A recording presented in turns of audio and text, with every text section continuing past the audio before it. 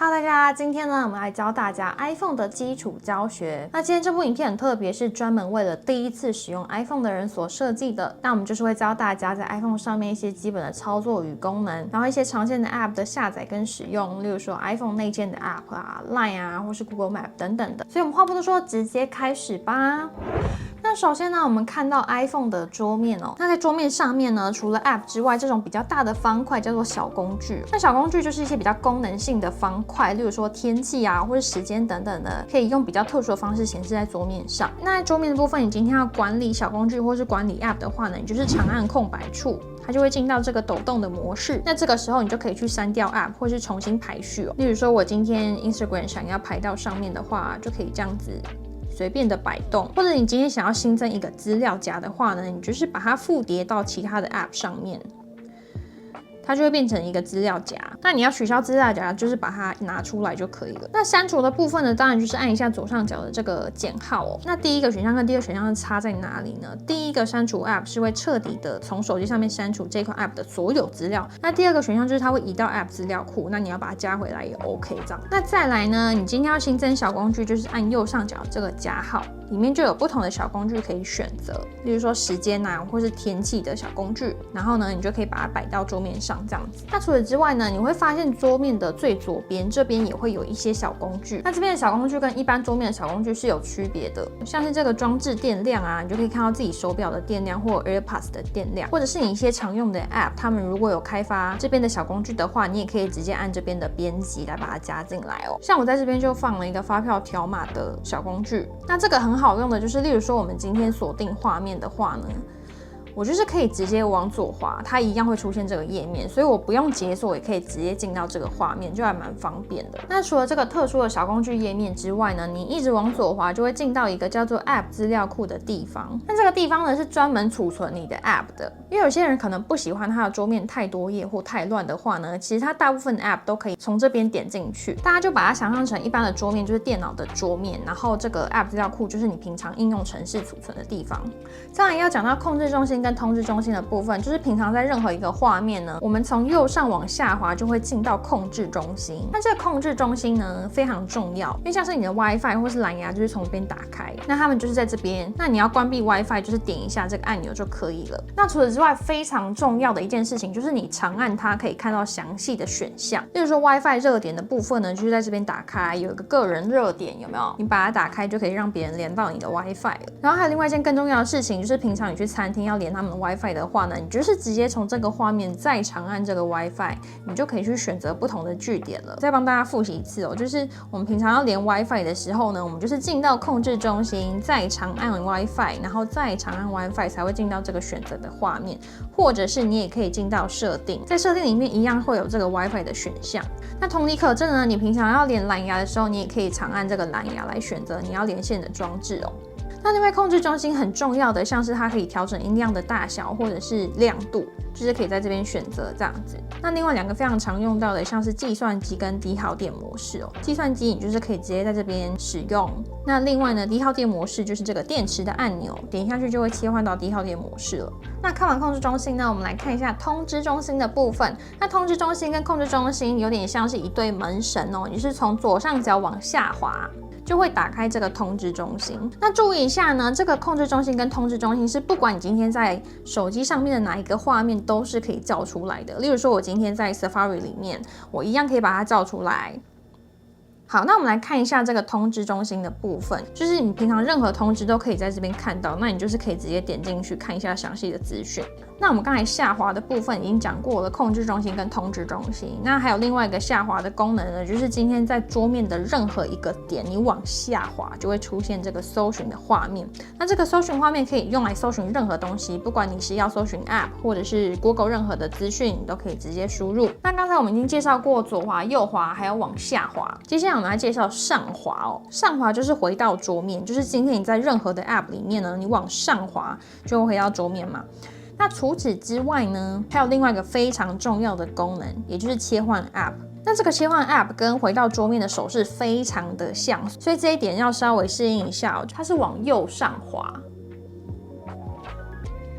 进到这个页面就是你最近使用过的 App。我们再示范一次哦，就是往上滑是桌面，那往右上滑就是进到最近使用过的 App。那这个画面非常非常的重要，为什么呢？因为我们常常会需要切换 App， 那你总不能每一次你要切换 App 都要回到桌面嘛，那就是多一个步骤。所以例如说我今天想要在 LINE 里面贴上一个网址的话，要怎么做呢？有2种方式。第一种呢，就是我们用刚才的方式进到这个最近使用过的 App 画面，然后这时候出现 Safari， 我点进去，然后我再来复制网址。复制完网址之后，一样用刚才的方式进到这个 App 的画面，然后再点 Line， 然后贴上。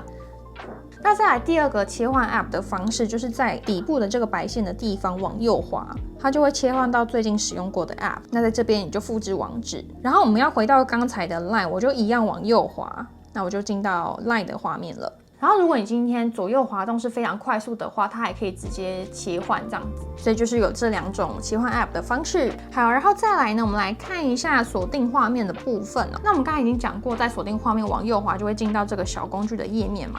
那往左滑的话呢，则是会进到相机。那除此之外呢，下面还有2个按钮。那这2个按钮呢，必须要长按才会触发哦。第一个是手电筒，就是你长按它就会打开手电筒，然后再长按就会关起来。然后右边的相机也一样是长按就会打开相机这样子。然后平常解锁的话呢，就是你直接往上滑就会用 Face ID 解锁这样子。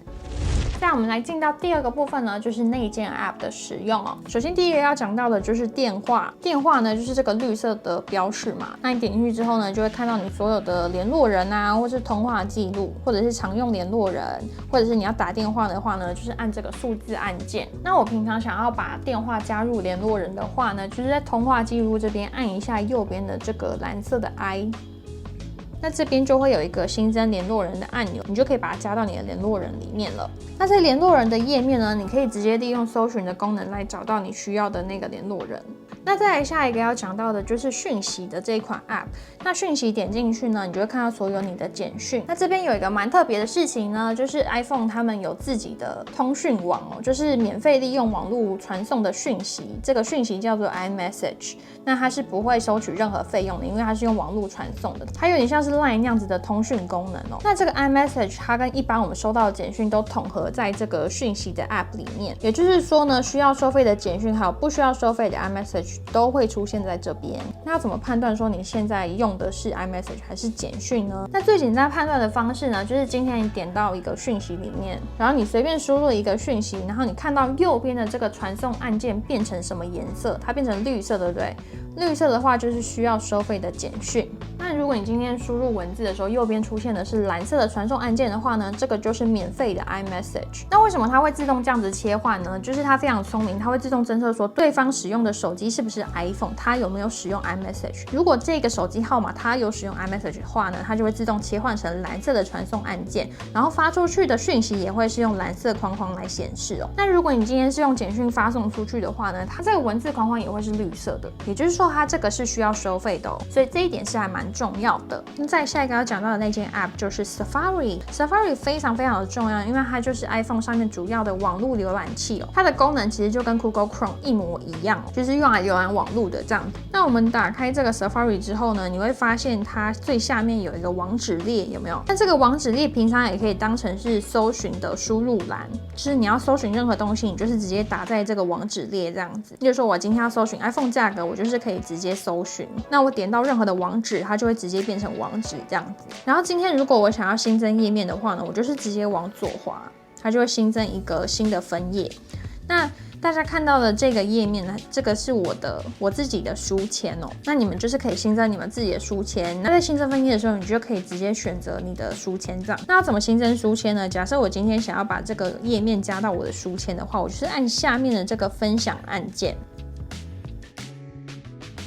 那在下面就有一个加入喜好项目，我都是选这一个，因为选了这个之后呢，它才会在新的分页里面出现。然后平常我们在切换分页的时候呢，就是可以直接左右滑动，或者是你今天想要看到全部的分页，你就是从网址列这边往上滑，它就会出现所有的分页了。然后你会看到下面有这2个选项，有没有？就是左右滑动就可以进到不同的标签页群组。那首先来讲到私密浏览的部分，就是往右滑就会进到私密浏览嘛。就是平常你在这里面开分页，它是会用密码把它锁起来的，所以其他人就算把你的手机拿走了，也看不到里面你到底是看了哪些东西，然后它也不会把它储存到浏览记录这样子。再来往左滑的部分就是其他的标签页群组。那标签页群组是什么东西呢？它就有点像是不同的网页视窗，然后你可以在里面加很多分页的感觉。所以今天你就是可以设立不同的主题，例如说我工作是一个标签页群组，然后购物是另外一个标签页群组，我就可以快速的切换这样子。那里面你要开多少分页都是没有问题的。那讲完分页的功能之后呢，我们来看一下这个网址列。这个网址列你会发现左边有一个大小，有没有？这个选项也非常重要。这个大小非常常用到的一个功能叫做这个显示阅读器哦。这个阅读器是什么呢？超级好用的。我们不是都很讨厌那种什么部落格啊，或者新闻的页面超多广告的，有没有？今天呢，你只要把这个显示阅读器打开，有没有广告全部就都消失了，超赞的一个功能。而且你还可以固定让它打开阅读器哦，例如说它侦测到现在是在雅虎新闻里面，它就会自动打开阅读器。那要怎么选择呢？就是我们可以在网站设定这边，然后这边就会有一个自动使用阅读器，把它打开之后呢，以后你在看雅虎新闻的时候，它就会自动切换到这种模式，超赞。然后再来看到下面这一排页面的最左边这个就是上一页，就是你网页的上一页，然后或者是下一页。然后再来这个是分享按键，那分享按键非常常用到的就是，例如说你今天想要把这篇新闻分享给你的朋友的话呢，你就可以直接选这个分享按键，那你就可以选择 Line。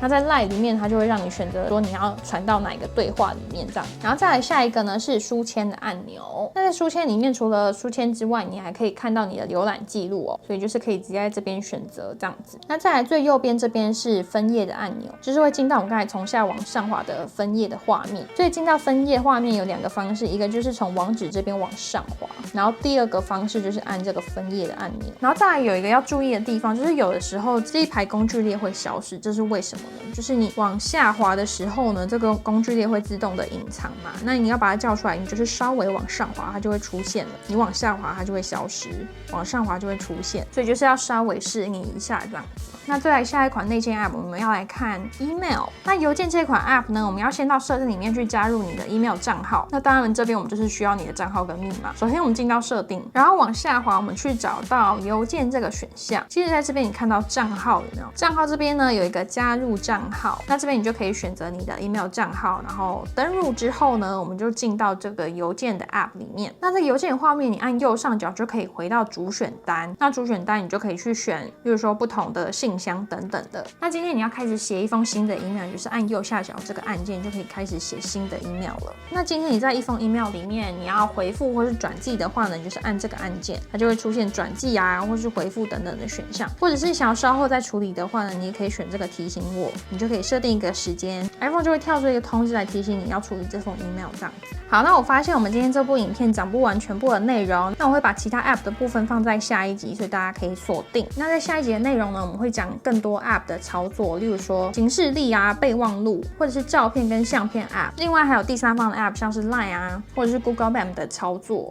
那不知道大家今天看完这部影片之后，还有怎样的疑问，欢迎在下方留言告诉我，或者是有哪方面 iPhone 操作有困难的，也欢迎留言告诉我。那我们今天影片就先到这边，我们就下部影片再见喽，拜拜。